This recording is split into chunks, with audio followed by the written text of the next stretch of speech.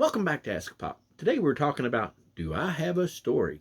This past week in Sunday school, we were talking about stories and sharing stories when we passed this little ball around. Ultimately, the lesson was going to be on baptism, but the Spirit got me thinking about today's post while we were passing around and talking about these stories. And it basically was working on me and how my beloved and I can live through the exact same event and tell two completely different versions of the same story, can live through the same event and tell two different versions of the same story, simply because we're different people and have different perspectives on the same event. Now, which one is right? Well, hers, of course. I'm not a fool. All kidding aside, neither version is right or wrong. It's just different perspectives.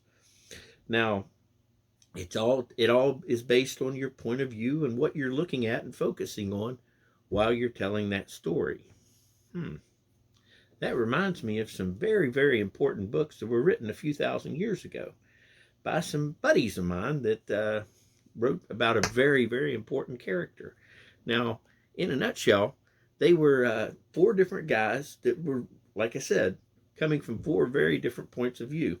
One of them was a tax collector who gave up everything to follow Jesus.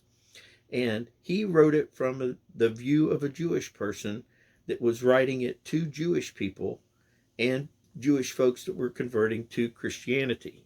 Another one was another Jewish guy that gave up everything to follow Jesus. And he was writing it to prove that Jesus was totally divine.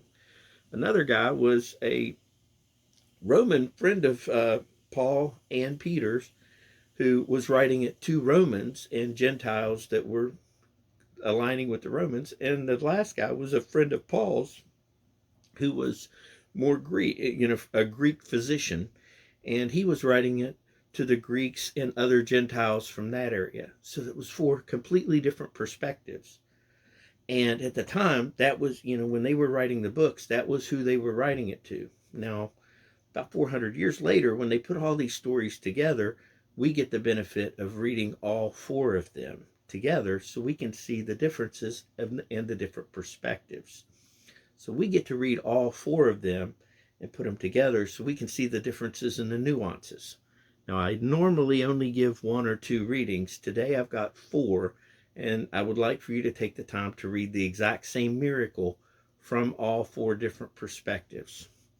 The Bible verses today are Matthew 14:13 through 21, Mark 6:30 through 44, Luke 9:10 through 17, and John 6:1 through 14. As far as questions go, do you have a favorite gospel? If so, which? Personally, I don't have a favorite gospel, but I do have favorite gospels for different stories, and I have favorite gospels for different seasons. If you'd like to know which, just either send me a message or leave it in the comments. God bless you. Have a great day.